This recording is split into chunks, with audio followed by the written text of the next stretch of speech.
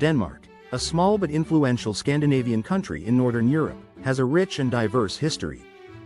From its Viking origins to its modern status as a prosperous and peaceful democracy, Denmark has played a key role in shaping the cultural, political, and economic landscape of Europe. Its history is marked by periods of expansion, conflict, and social progress. The story of Denmark is one of adaptability, resilience, and a commitment to national and social development. Prehistoric Denmark. Early settlements and cultures. Denmark's history begins in prehistoric times, long before the Vikings emerged as a dominant force. The first human settlers arrived in Denmark around 12,500 BCE after the last ice age, when the ice sheets receded and made the land habitable. These early inhabitants were hunter-gatherers, relying on fishing, hunting, and foraging to survive. The Stone, Bronze, and Iron Ages, circa 12,500 BCE 500 CE, by around 4000 BCE, the people of Denmark had transitioned to agriculture, settling in small communities and developing farming techniques. The megalithic monuments built during this period, such as the dolmens and passage graves, are evidence of an increasingly organized society. The Bronze Age, circa 1700 to 500 BCE, saw the rise of a more sophisticated culture in Denmark. Metalworking, especially in bronze, flourished, and long-distance trade with other European cultures was established. The Iron Age, circa 500 BCE to 500 CE, followed, during which Danish society became more hierarchical and militaristic, with evidence of fortified settlements. By the end of the Iron Age, Denmark was part of a larger Germanic cultural sphere, setting the stage for the Viking Age and the emergence of Denmark as a significant European power. The Viking Age and the formation of Denmark. The Viking Age, 8th–11th century. Denmark's Viking Age began in the late 8th century and lasted until the mid-11th century. The Vikings were seafaring warriors and traders who originated from the Scandinavian region, including Denmark, Norway, and Sweden. Danish Vikings played a prominent role in exploring, raiding, and settling across large parts of Europe, including Britain, France, and as far as the Mediterranean. Denmark's geographical position made it a hub for Viking activity. From their bases in Denmark, Viking fleets launched raids on the coasts of Europe, particularly the British Isles. The Vikings were not only feared for their raids but also respected as skilled navigators and traders. They established settlements and trading networks across northern Europe, bringing wealth and influence to Denmark. The unification of Denmark. The Viking Age also saw the gradual unification of Denmark under a single monarchy. Around the 10th century, King Gorm the Old is considered to have been the first ruler of a unified Danish kingdom. His son, Harald Bluetooth, r. 958–986, is credited with further consolidating Denmark's territories and introducing Christianity to the country, which helped to integrate Denmark into the broader European political and religious sphere. Harald's famous runestone in Jelling, often called the birth certificate of Denmark, commemorates his efforts to unite Denmark and convert the Danes to Christianity. The Jelling stones are a UNESCO World Heritage Site and remain a symbol of Denmark's national identity. The expansion of Danish power. During the late Viking Age, Denmark expanded its influence beyond its borders. King Sweyn Forkbeard, r. 986–1014, successfully invaded England in 1013 and became its king. His son, Canute the Great, r. 1016–1035, further extended Danish control over England, Norway, and parts of Sweden, creating a North Sea empire that placed Denmark at the center of European politics. However, this empire disintegrated after Canute's death, and Denmark's influence in England waned.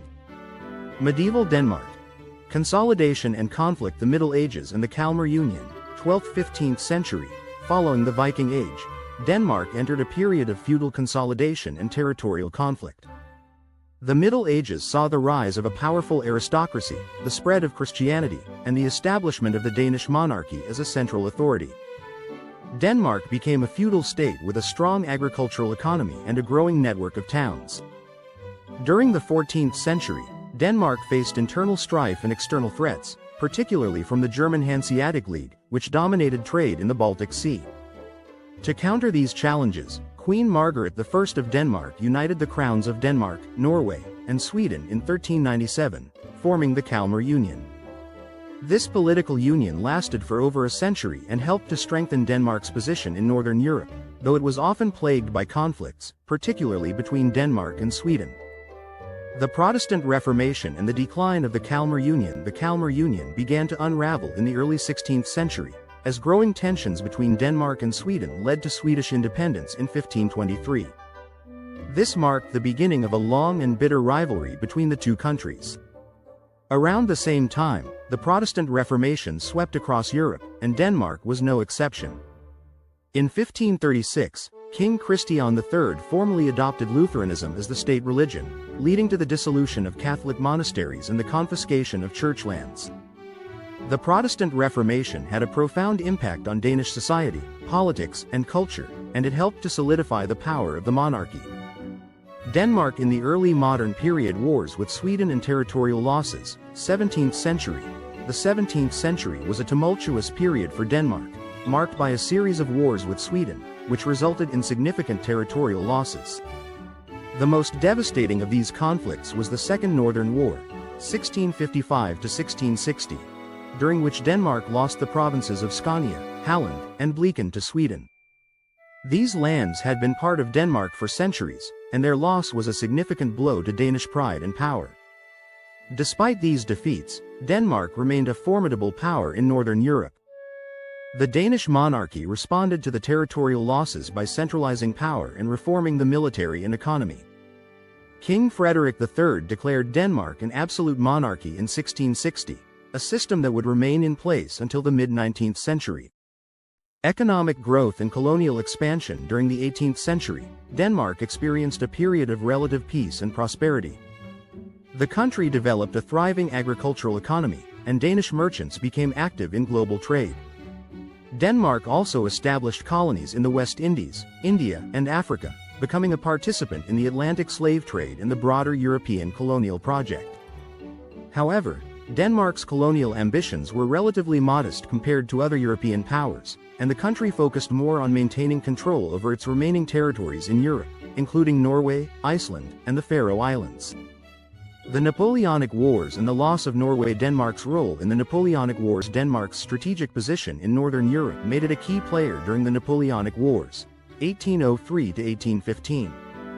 Initially, Denmark sought to remain neutral in the conflict between Napoleon's France and Britain, but its neutral stance made it vulnerable to both sides. In 1807, the British Navy attacked Copenhagen and seized the Danish fleet to prevent it from falling into French hands. In response, Denmark allied itself with Napoleon, but this decision proved disastrous.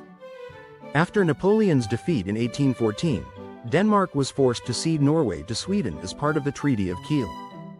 The loss of Norway, which had been united with Denmark since the late Middle Ages, was a significant blow to the Danish kingdom. 19th century reforms and the Danish-German conflicts. The rise of constitutionalism and democracy. The 19th century saw Denmark undergo significant political and social changes. Following the revolutions of 1848 that swept across Europe, Denmark adopted its first constitution in 1849, which established a constitutional monarchy and limited the power of the king. This marked the beginning of Denmark's transition to a modern democracy. The period also saw growing tensions between Denmark and the German-speaking duchies of Schleswig and Holstein, which were part of the Danish realm but had strong cultural and political ties to Germany. These tensions culminated in the Second Schleswig War in 1864, in which Denmark was defeated by Prussia and Austria. As a result, Denmark lost Schleswig and Holstein, marking the end of its status as a major European power. Denmark in the 20th century. Neutrality in occupation. World War I and the interwar period. Denmark remained neutral during World War I, 1914 to 1918, managing to avoid the devastation that affected much of Europe. In 1920, following the defeat of Germany in the war, Denmark regained North Schleswig through a plebiscite, restoring some of its lost territory. The interwar period was marked by economic challenges and political reforms, including the establishment of a welfare state and the expansion of workers' rights. Denmark became a model for social democracy, with a focus on equality, social justice, and economic stability. World War II and the German occupation. Denmark's neutrality was tested again during World War II, 1939 to 1945. 4 ChatGPT said, ChatGPT in 1940, Nazi Germany invaded Denmark and occupied the country. The Danish government initially cooperated with the Germans, but this cooperation was increasingly resisted by the Danish people. In 1943, the Danish resistance, supported by the general public, successfully helped many Jewish Danes escape to neutral Sweden, saving them from the Holocaust. Denmark was liberated by Allied forces in May 1945. After the war, Denmark became a founding member of the United Nations and the North Atlantic Treaty Organization, NATO, reinforcing its commitment to international cooperation and security. Post-war Denmark. Economic growth and social reforms. The welfare state and economic modernization. Following World War II, Denmark experienced rapid economic growth and modernization. The Danish welfare state was further developed, with comprehensive social security systems, universal healthcare, and free education. The welfare model, which emphasized social equality and economic security, became a cornerstone of Danish society. Denmark's economy diversified, with a strong focus on industries such as shipping, pharmaceuticals, and renewable energy. The country became known for its high standard of living, progressive social policies, and commitment to environmental sustainability. Recent developments and challenges. In recent decades, Denmark has continued to thrive as a stable, democratic nation. The country has maintained a strong economy, high levels of social welfare, and a reputation for innovation and quality of life. Denmark has also been at the forefront of efforts to combat climate change, investing heavily in wind energy and other sustainable technologies. However, Denmark faces challenges such as integrating immigrants, addressing economic inequality, and navigating the complexities of European Union membership. Despite these issues, Denmark remains one of the most prosperous and equitable nations in the world. Conclusion. Denmark's history is a testament to its enduring resilience and adaptability. From its Viking origins to its role as a modern welfare state, Denmark has weathered numerous challenges and changes. Its rich cultural heritage, progressive social policies, and commitment to democracy and environmental sustainability have shaped it into a prominent and respected member of the international community.